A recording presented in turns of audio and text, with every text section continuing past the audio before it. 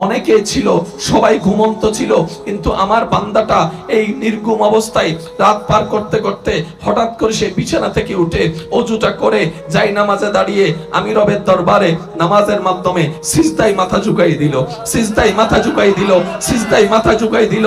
সিজদায় মাথা ঝুঁকা দেওয়ার পরে সে অজর দ্বারায় কান্না করতে করতে আমাকে ডাকতেই লাগলো। রহমান বলে ডাকে, রহিম বলে ডাকে, গফফার বলে ডাকে, সত্তার বলে ডাকে, খালিক বলে ডাকে, মালিক বলে ডাকে। এক পর্যায়ে আমার বান্দা বলে, আল্লাহ গো, তুমি ছাড়া তো আমাকে দয়া করনেওয়ালা কেউ নাই, তুমি ছাড়া তো মাফ করনেওয়ালা কেউ নাই। আল্লাহ, যেই গুনাহ করেছি এই গুনাহ নিয়ে আল্লাহ আমি নিজের কাছে নিজে শর্মিন্দা হয়ে আছি। আমার গুনাহ যদি আমার স্ত্রী জানে আমার সাথে সম্পর্ক রাখবে না, আমার গুনাহ যদি আমার সন্তান জানে আমার সাথে সম্পর্ক রাখবে না। আল্লাহ, তুমি জানার পরও চুপ করে আছো, কাউকে জানতে দাও নাই। কত দয়াবান তুমি, কত সত্তার। বান্দা বলতে আছে, আমার তার ডাকটা শুনতে ভালো লাগছে। সুবহানাল্লাহ। আমার বান্দার প্রত্যেকটা ডাক আমার শুনতে ভালো লাগছে, তার কান্নাটা ভালো লাগছে, তার বলাটা এত সুন্দর চমৎকার ছিল, মন থেকে ডাকটা এত প্রিয় ছিল। আমি আল্লাহ তার ওই দিনের ওই ডাকের কারণে খুশি হয়ে আমি কাদের কাদির সমস্ত কিছুর মালিক তার সারা জীবনের গুনাহ মাফ করে দিয়েছে। রব সব সময় কারণ খোঁজে বান্দাকে ক্ষমা করার জন্য। পৃথিবীর মানুষ অপরাধীদেরকে খুঁজতে থাকে সাজা দেওয়ার জন্য, আর রব বান্দাদেরকে ডাকতে থাকে মাফ করে দেওয়ার জন্য। প্রত্যেকটা গভীর রাত আমি আস্তে আস্তে বলি, আপনারা জোরে জোরে বলেন সুবহানাল্লাহ। হয় না, হয় না, আরেকটু জোরে। প্রত্যেক দিন গভীর রাত রব ডাকে, কারো কি ক্ষমা লাগবে? আয় একবার বল আমার কাছে, চোখের পানি ছেড়ে অন্তরের বিশ্বাস প্রেমকে সাথে নিয়ে।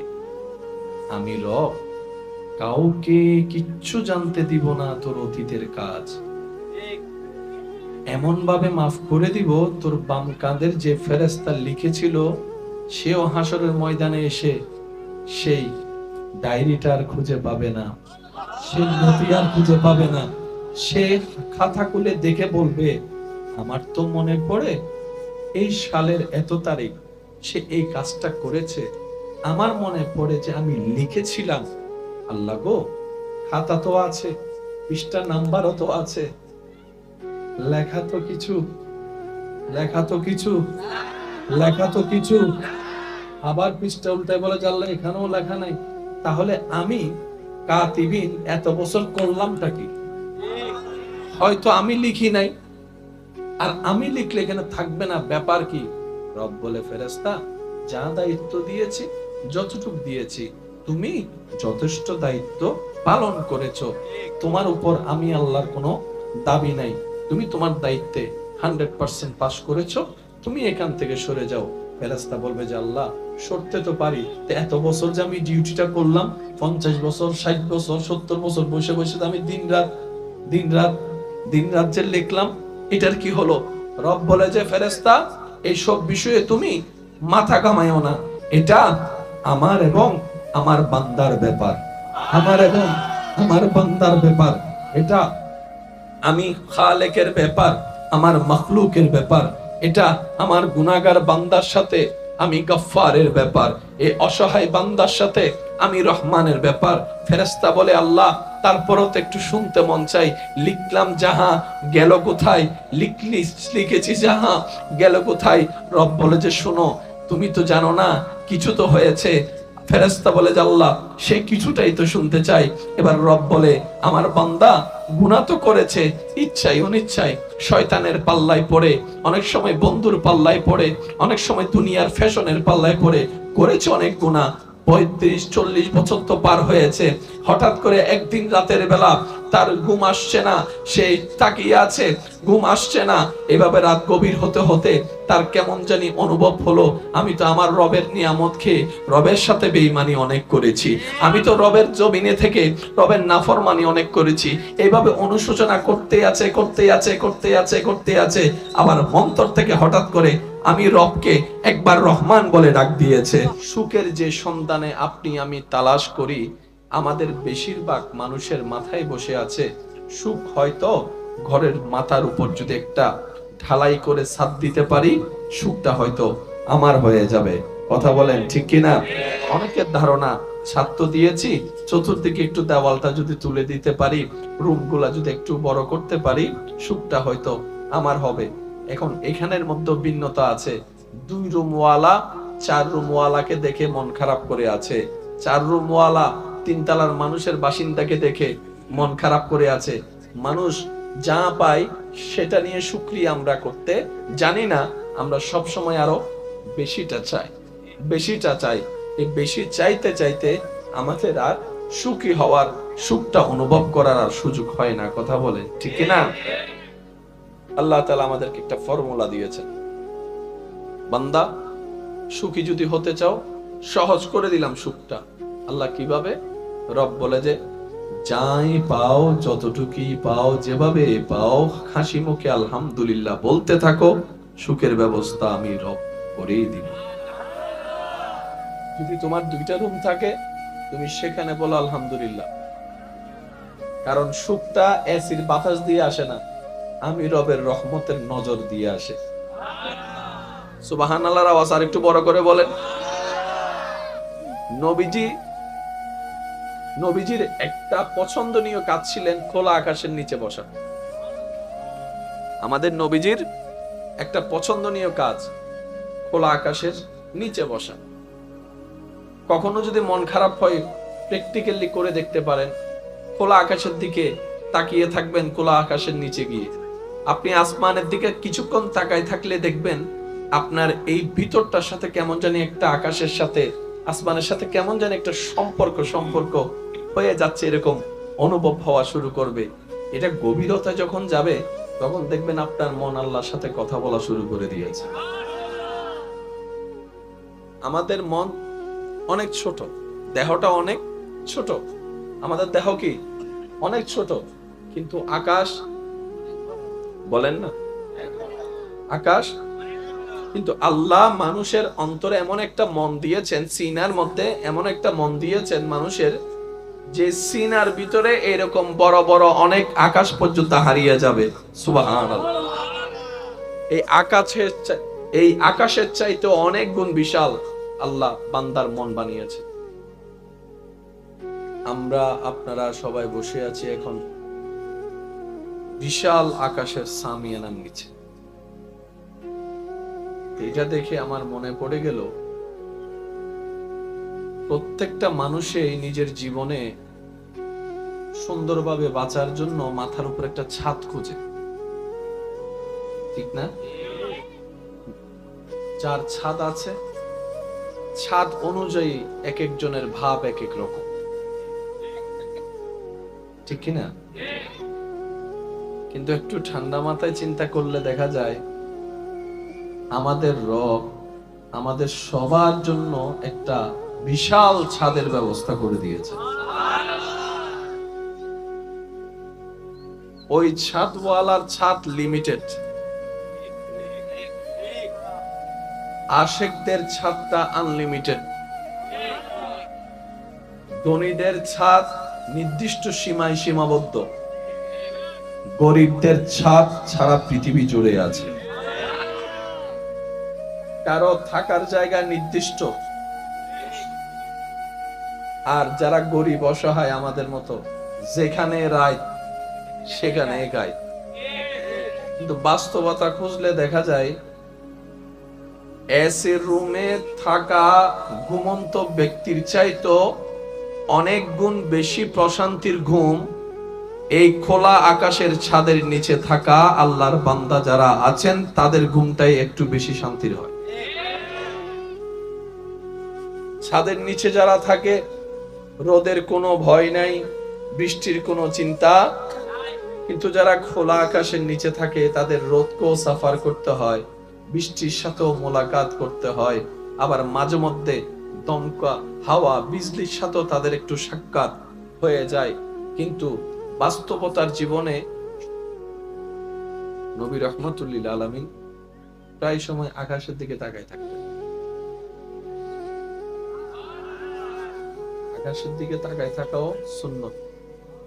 হজের কার্যক্রম যারা করেছেন তারা দেখেছেন, যারা করবেন তারা দেখবেন হজের কার্যক্রমের ভিতরে একটা চ্যাপ্টার আছে মুজদালিফা, যেখানে খোলা আকাশকে ছাদ বানিয়ে, জমিনকে বিছানা বানিয়ে, কোটিপতি গরিব, শিক্ষিত আমার মতো মূর্খ, সুন্দর কালা, মোটা চিকুন, 10 তলাওয়ালা টিনওয়ালা মাটির ঘরওয়ালা, সবাই এক ছাদের নিচে। ছাদটা হচ্ছে আকাশ, বিছানা হচ্ছে জমিন। কম্পালসারি মুজদালিফায় রাত অতিবাহিত করতেই হবে। এই দৃশ্যটা যারা ক্যামেরা কিংবা ভিডিওর মাধ্যমে যখন উপর থেকে শুট নেয়, সব সাদা কাপড়ওয়ালা, মনে হয় যেন মুর্দার, যারা কাফন পরা মুর্দার, সব মুর্দার শুয়ে আছে। কাছে গেলে দেখা যায় ওই সাদা কাপড়ওয়ালা একজনে বসে জিকির করছে, একজনে সিজদায় আছে, একজনে হাঁটতে আছে, একজনে রুকুতে আছে। দূর থেকে দেখলে সবাই মরা, কাছ থেকে গেলে সবাই জিন্দা। ইয়া রব, মামলা তো বুঝলাম না। রব বলে আমার নবীর থেকে জিজ্ঞেস করো। এবার নবীর দরবারে গেলাম, নবী বলে কামিয়াব যদি হতে চাও, মুতু কাবলা আন তামুতু, মরার আগে তোমরা মরে যাও। সুবহানাল্লাহ। আজরাইল এসে তোমাদের জান কবজ করার আগে তোমরা নিজেদেরকে নিজেরা মেরে ফেলো। ইয়া রাসূলুল্লাহ, আমরা যদি আমাদেরকে মেরে ফেলি এটা তো আত্মহত্যা হয়ে যাবে। রাসূল বলে, উম্মত রে, তোমাদেরকে সেই মরার কথা আমি বলি নাই তো। ইয়া রাসূলুল্লাহ, কি মরবো, কেমনে মরবো, কিভাবে মারবো সেটা তো বলে দেন। নবী বলে, আল্লাহর অপছন্দনীয় যত অভ্যাস তোমার হৃদয়ে লালন করছে, তোমার অন্তরে ধারণে আছে, তোমার অভ্যাসের সাথে সম্পৃক্ত আছে, ওই অভ্যাসগুলাকে তুমি মেরে ফেলো। তোমার অভ্যাসগুলাকে মেরে ফেলো, খারাপ অভ্যাসকে মেরে ফেলো, তোমার অহংকারকে তুমি মেরে ফেলো। সুবহানাল্লাহ। তোমার হিংসাকে তুমি মেরে ফেলো, তোমার লোভকে তুমি মেরে ফেলো, তোমার রাগকে তুমি মেরে ফেলো, তোমার ক্রোধকে তুমি মেরে ফেলো, তোমার জুলুমকে তুমি মেরে ফেলো, তোমার হিংসাকে তুমি মেরে ফেলো, তোমার আমিত্বকে তুমি মেরে ফেলো। এক কথায়, মরার আগে মরে যাও। মৃত মানুষ যেরকম অহংকার করতে পারে না, তুমি জীবন যাপন এমন ভাবে করো তোমার নিঃশ্বাস চলবে কিন্তু তোমার ভিতরের অহংকার মরে যাবে, হিংসা মরে যাবে। ইয়া রাসূলুল্লাহ, তাহলে ফায়দা কি হবে? রাসূল বলে, এইভাবে যদি চরিত্রের গঠনটা সুন্দর করতে পারো, তোমার একটা নামাজের সিজদা অন্যদের 1000 সিজদার চাইতেও দামি হয়ে যাবে রবের কাছে।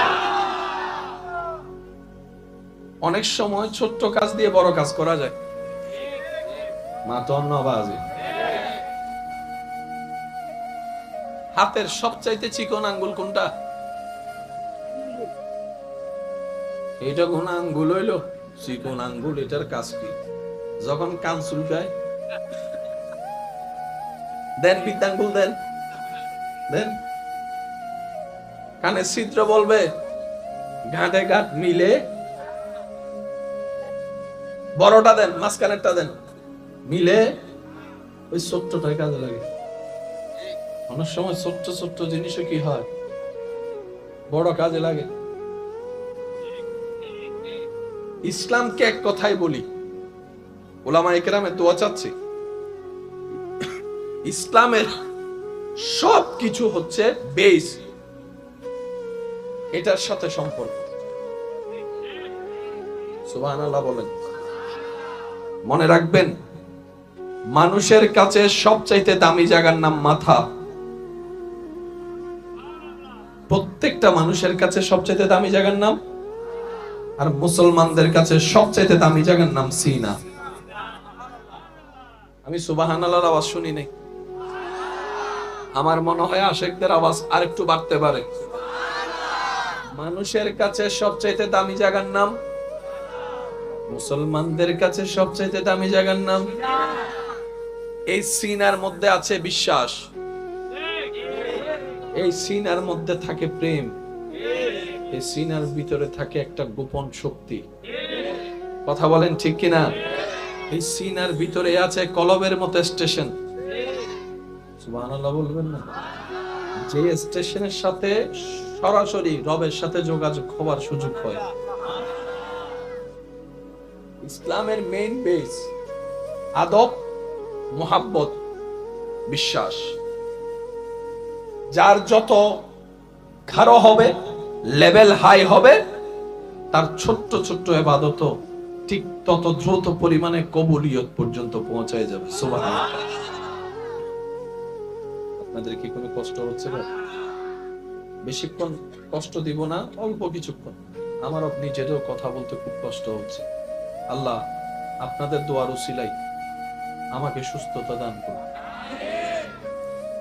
আমার মতো যারা অসুস্থ আছেন আল্লাহ তাদেরকেও সুস্থতার ব্যবস্থা করুন। ইমানদার ভাইয়েরা, একটা সিজদা যথেষ্ট আপনার জান্নাতে যাওয়ার জন্য। আমি দায়িত্ব নিয়ে বলছি কথাটা।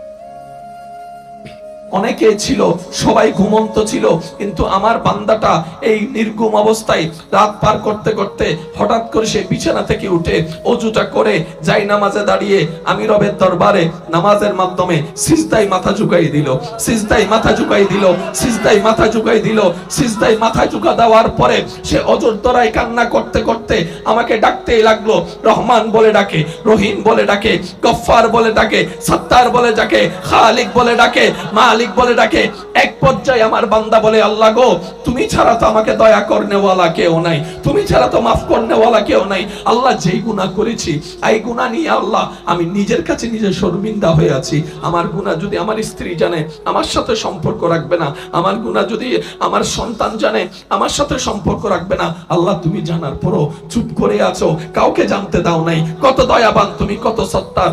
বান্দা বলতে আছে, আমার তার ডাকটা শুনতে ভালো লাগছে। সুবহানাল্লাহ।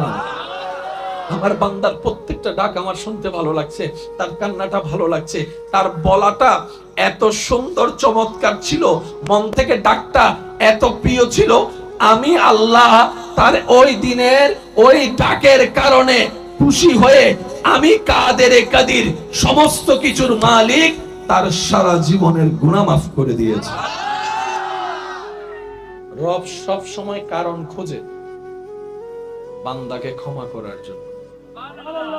পৃথিবীর মানুষ অপরাধীদেরকে খুঁজতে থাকে সাজা দেওয়ার জন্য, আর রব বান্দাদেরকে ডাকতে থাকে মাফ করে দেওয়ার জন্য।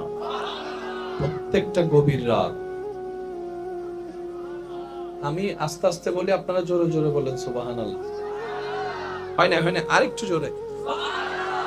প্রত্যেক দিন গভীর রাত রব ডাকে, কারো কি ক্ষমা লাগবে? আয় একবার বল আমার কাছে, চোখের পানি ছেড়ে অন্তরের বিশ্বাস প্রেমকে সাথে নিয়ে। আমি রব কাউকে কিচ্ছু জানতে দিব না তোর অতীতের কাজ,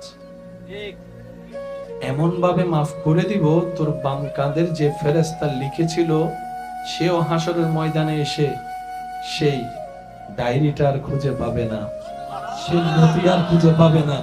সে খাতা খুলে দেখে বলবে, আমার তো মনে পড়ে এই সালের এত তারিখ সে এই কাজটা করেছে, আমার মনে পড়ে যে আমি লিখেছিলাম।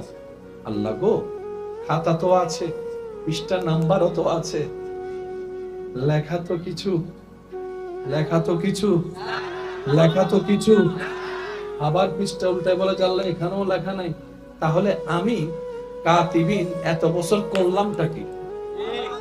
হয়তো আমি লিখি নাই, আর আমি লিখলে এখানে থাকবে না, ব্যাপার কি?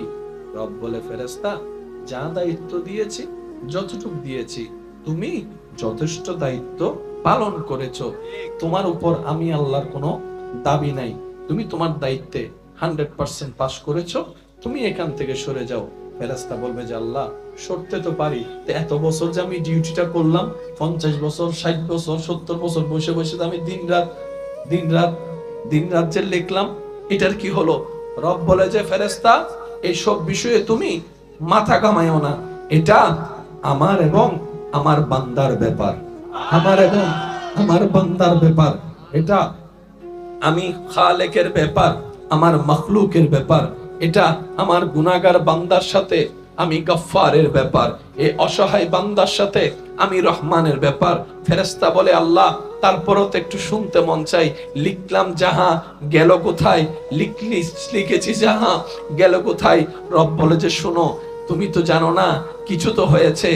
ফেরেশতা বলে যে আল্লাহ সেই কিছুটাই তো শুনতে চাই। এবার রব বলে আমার বান্দা গুনাহ তো করেছে ইচ্ছায় অনিচ্ছায়, শয়তানের পাল্লায় পড়ে, অনেক সময় বন্ধুর পাল্লায় পড়ে, অনেক সময় দুনিয়ার ফ্যাশনের পাল্লায় পড়ে করেছে অনেক গুনাহ। 35-40 বছর তো পার হয়েছে। হঠাৎ করে একদিন রাতের বেলা তার ঘুম আসছে না, সে তাকিয়ে আছে, ঘুম আসছে না। এভাবে রাত গভীর হতে হতে তার কেমন জানি অনুভব হলো, আমি তো আমার রবের নিয়ামত খেয়ে রবের সাথে বেঈমানি অনেক করেছি, আমি তো রবের জমিনে থেকে রবের নাফরমানি অনেক করেছি। এইভাবে অনুশোচনা করতে আছে করতে আছে করতে আছে করতে আছে। আবার অন্তর থেকে হঠাৎ করে আমি রবকে একবার রহমান বলে ডাক দিয়েছে। সুখের যে সন্ধানে আপনি আমি তালাশ করি, আমাদের বেশিরভাগ মানুষের মাথায় বসে আছে সুখ। হয়তো ঘরের মাথার উপর যদি একটা ঢালাই করে ছাদ দিতে পারি, সুখটা হয়তো আমার হয়ে যাবে। কথা বলেন ঠিক কিনা? অনেকের ধারণা ছাদ তো দিয়েছি, চতুর্দিকে একটু দেওয়ালটা যদি তুলে দিতে পারি, রুমগুলা যদি একটু বড় করতে পারি, সুখটা হয়তো আমার হবে। এখন এখানের মধ্যে ভিন্নতা আছে। 2 রুমওয়ালা 4 রুমওয়ালাকে দেখে মন খারাপ করে আছে, 4 রুমওয়ালা 3 তলার মানুষের বাসিন্দাকে দেখে মন খারাপ করে আছে। মানুষ যা পায় সেটা নিয়ে শুকরিয়া আমরা করতে জানি না, আমরা সব সময় আরো বেশিটা চাই, বেশিটা চাই। এই বেশি চাইতে চাইতে আমাদের আর সুখী হওয়ার, সুখটা অনুভব করার আর সুযোগ হয় না। কথা বলেন ঠিক না? আল্লাহ তাআলা আমাদেরকে একটা ফর্মুলা দিয়েছেন, বান্দা সুখী যদি হতে চাও সহজ করে দিলাম সুখটা। আল্লাহ কিভাবে? রব বলে যে যাই পাও, যতটুকুই পাও, যেভাবে পাও, হাসি মুখে আলহামদুলিল্লাহ বলতে থাকো, সুখের ব্যবস্থা আমি রব করেই দিব। যদি তোমার 2টা রুম থাকে, তুমি সেখানে বলো আলহামদুলিল্লাহ, কারণ সুখটা এসির বাতাস দিয়ে আসে না, আমি রবের রহমতের নজর দিয়ে আসে। সুবহানাল্লাহর আওয়াজ আর একটু বড় করে বলেন। নবীজির একটা পছন্দনীয় কাজ ছিলেন খোলা আকাশের নিচে বসা। আমাদের নবীজির একটা পছন্দনীয় কাজ খোলা আকাশের নিচে বসা। কখনো যদি মন খারাপ হয়, প্র্যাকটিক্যালি করে দেখতে পারেন, খোলা আকাশের দিকে তাকিয়ে থাকবেন, খোলা আকাশের নিচে গিয়ে আপনি আসমানের দিকে কিছুক্ষণ তাকায় থাকলে দেখবেন আপনার এই ভিতরটার সাথে কেমন জানি একটা, আকাশের সাথে আসমানের সাথে কেমন জানি একটা সম্পর্ক হয়ে যাচ্ছে, এরকম অনুভব হওয়া শুরু করবে। এটা গভীরতা যখন যাবে তখন দেখবেন আপনার মন আল্লাহর সাথে কথা বলা শুরু করে দিয়েছে। আমাদের মন অনেক ছোট, দেহটা অনেক ছোট, আমাদের দেহ কি অনেক ছোট, কিন্তু আকাশ, বলেন না আকাশ, কিন্তু আল্লাহ মানুষের অন্তরে এমন একটা মন দিয়েছেন, সিনার মধ্যে এমন একটা মন দিয়েছেন মানুষের, যে সিনার ভিতরে এরকম বড় বড় অনেক আকাশ পর্যন্ত হারিয়ে যাবে। সুবহানাল্লাহ। এই আকাশের চাইতে অনেক গুণ বিশাল আল্লাহ বান্দার মন বানিয়েছে। আমরা আপনারা সবাই বসে আছি এখন বিশাল আকাশের সামিয়ানার নিচে। এটা দেখে আমার মনে পড়ে গেল, প্রত্যেকটা মানুষই নিজের জীবনে সুন্দরভাবে বাঁচার জন্য মাথার উপর একটা ছাদ খোঁজে, ঠিক না? যার ছাদ আছে, ছাদ অনুযায়ী এক একজনের ভাব এক এক রকম, ঠিক কিনা? কিন্তু একটু ঠান্ডা মাথায় চিন্তা করলে দেখা যায় আমাদের রব আমাদের সবার জন্য একটা বিশাল ছাদের ব্যবস্থা করে দিয়েছে। ওই ছাদওয়ালার ছাদ লিমিটেড, আশিকদের ছাদটা আনলিমিটেড। ধনীদের ছাদ নির্দিষ্ট সীমায় সীমাবদ্ধ, গরিবদের ছাদ সারা পৃথিবী জুড়ে আছে। কারো থাকার জায়গা নির্দিষ্ট, আর যারা গরিব অসহায় আমাদের মতো যেখানে রায় সেখানে গায়। কিন্তু বাস্তবতা খুঁজলে দেখা যায় এসির রুমে থাকা ঘুমন্ত ব্যক্তির চাইতো অনেক গুণ বেশি প্রশান্তির ঘুম এই খোলা আকাশের ছাদের নিচে থাকা আল্লাহর বান্দা যারা আছেন তাদের ঘুমটাই একটু বেশি শান্তির হয়।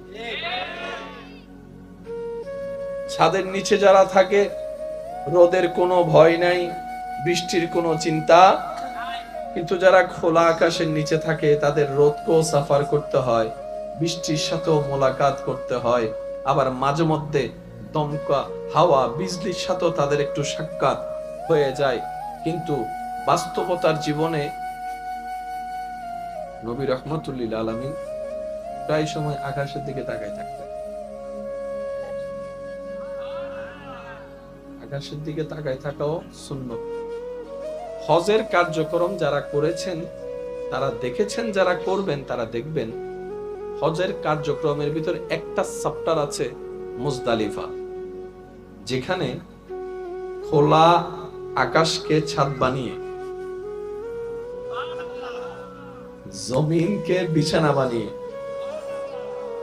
কোটিপতি গরিব, শিক্ষিত আমার মতো মূর্খ, সুন্দর কালা, মোটা চিকুন, 10 তলাওয়ালা টিনওয়ালা, টিনওয়ালা মাটির ঘরওয়ালা, সবাই এক ছাদের নিচে। ছাদটা হচ্ছে আকাশ, বিছানা হচ্ছে জমিন। কম্পালসারি মুজদালিফায় রাত অতিবাহিত করতেই হবে, করতেই হবে, করতেই হবে। এই দৃশ্যটা যারা ক্যামেরা কিংবা ভিডিওর মাধ্যমে যখন উপর থেকে শুট নেয়, সব সাদা কাপড়ওয়ালা, মনে হয় যেন মুর্দার, যারা কাফন পরা মুর্দার, সব মুর্দার শুয়ে আছে। কাছে গেলে দেখা যায় ওই সাদা কাপড়ওয়ালা একজনে বসে জিকির করছে, একজনে সিজদায় আছে, একজনে হাঁটতে আছে, একজনে রুকুতে আছে। দূর থেকে দেখলে সবাই মরা, কাছ থেকে গেলে সবাই জিন্দা। ইয়া রাব, মামলা তো বুঝলাম না। রব বলে আমার নবীর থেকে জিজ্ঞেস করো। এবার নবীর দরবারে গেলাম, নবী বলে কামিয়াব যদি হতে চাও মুতু কাবলা আন তামুতু, মরার আগে তোমরা মরে যাও। সুবহানাল্লাহ। আজরাইল এসে তোমাদের জান কবজ করার আগে তোমরা নিজেদেরকে নিজেরা মেরে ফেলো। ইয়া রাসূলুল্লাহ, আমরা যদি আমাদেরকে মেরে ফেলি এটা তো আত্মহত্যা হয়ে যাবে। রাসূল বলে উম্মত রে, তোমাদেরকে সেই মরার কথা আমি বলি নাই তো ইয়া রাসূলুল্লাহ কি মরবো, কেমনে মরবো, কিভাবে মারবো সেটা তো বলে দেন। নবী বলে আল্লাহর অপছন্দনীয় যত অভ্যাস তোমার হৃদয়ে লালন করছে, তোমার অন্তরে ধারণে আছে, তোমার অভ্যাসের সাথে সম্পৃক্ত আছে, ওই অভ্যাসগুলাকে তুমি মেরে ফেলো। তোমার অভ্যাসগুলাকে মেরে ফেলো, খারাপ অভ্যাসকে মেরে ফেলো, তোমার অহংকারকে তুমি মেরে ফেলো। সুবহানাল্লাহ। তোমার হিংসাকে তুমি মেরে ফেলো, তোমার লোভকে তুমি মেরে ফেলো, তোমার রাগকে তুমি মেরে ফেলো, তোমার ক্রোধকে তুমি মেরে ফেলো, তোমার জুলুমকে তুমি মেরে ফেলো, তোমার হিংসাকে তুমি মেরে ফেলো, তোমার আমিত্বকে তুমি মেরে ফেলো। এক কথায় মরার আগে মরে যাও। মৃত মানুষ যেরকম অহংকার করতে পারে না, তুমি জীবন যাপন এমন ভাবে করো তোমার নিঃশ্বাস চলবে কিন্তু তোমার ভিতরের অহংকার মরে যাবে, হিংসা মরে যাবে। ইয়া রাসূলুল্লাহ, তাহলে ফায়দা কি হবে? রাসূল বলে এইভাবে যদি চরিত্রের গঠনটা সুন্দর করতে পারো, তোমার একটা নামাজের সিজদা অন্যদের 1000 সিজদার চাইতেও দামি হয়ে যাবে রবের কাছে। অনেক সময় ছোট্ট কাজ দিয়ে বড় কাজ করা যায়। মাতন্নবাজি। হাতের সবচাইতে চিকন আঙ্গুল কোনটা? এইটা কোন আঙ্গুল হইলো? চিকন আঙ্গুল, এটার কাজ কি? যখন কান চুলকায় দেন, বৃদ্ধাঙ্গুল দেন, দেন। কানে ছিদ্র বলবে, ঘাটে ঘাট মিলে বড়টা দেন, মাঝখানেরটা দেন, মিলে ওই ছোট্টটাই কাজে লাগে। অনেক সময় ছোট্ট ছোট্ট জিনিসও কি হয়, বড় কাজে লাগে। ইসলামকে এক কথাই বলি, ওলামায়ে কেরামের দোয়া চাচ্ছি, ইসলামের সব কিছু হচ্ছে বেস, এটার সাথে সম্পর্ক। সুবহানাল্লাহ বলেন। মনে রাখবেন, মানুষের কাছে সবচাইতে দামি জায়গার নাম মাথা। প্রত্যেকটা মানুষের কাছে সবচাইতে দামি জায়গার নাম, আর মুসলমানদের কাছে সবচাইতে দামি জায়গার নাম সিনা। আমি সুবহানাল্লাহর আওয়াজ শুনি নাই। আমার মনে হয় আশেকদের আওয়াজ আরেকটু বাড়তে পারে। মানুষের কাছে সবচাইতে দামি জায়গার নাম, মুসলমানদের কাছে সবচাইতে দামি জায়গার নাম। এই সিনার মধ্যে আছে বিশ্বাস, এই সিনার মধ্যে থাকে প্রেম, এই সিনার ভিতরে থাকে একটা গোপন শক্তি।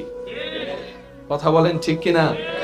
এই সিনার ভিতরে আছে কলবের মতো স্টেশন। সুবহানাল্লাহ বলবেন না? যে স্টেশনের সাথে সরাসরি রবের সাথে যোগাযোগ হওয়ার সুযোগ হয়। ইসলামের মেইন বেস আদব, মুহাব্বত, বিশ্বাস। যার যত গাঢ় হবে, লেভেল হাই হবে, তার ছোট্ট ছোট্ট ইবাদত ঠিক তত দ্রুত পরিমাণে কবুলিয়ত পর্যন্ত পৌঁছায় যাবে। সুবহানাল্লাহ। আপনাদের কি কোনো কষ্ট হচ্ছে না? বেশিক্ষণ কষ্ট দিব না, অল্প কিছুক্ষণ। আমারও নিজেরও কথা বলতে খুব কষ্ট হচ্ছে। আল্লাহ আপনাদের দোয়ার উসিলায় আমাকে সুস্থতা দান করুন। আমার মতো যারা অসুস্থ আছেন, আল্লাহ তাদেরকেও সুস্থতার ব্যবস্থা করুন। ইমানদার ভাইয়েরা, একটা সিজদা যথেষ্ট আপনার জান্নাতে যাওয়ার জন্য। আমি দায়িত্ব নিয়ে বলছি কথাটা।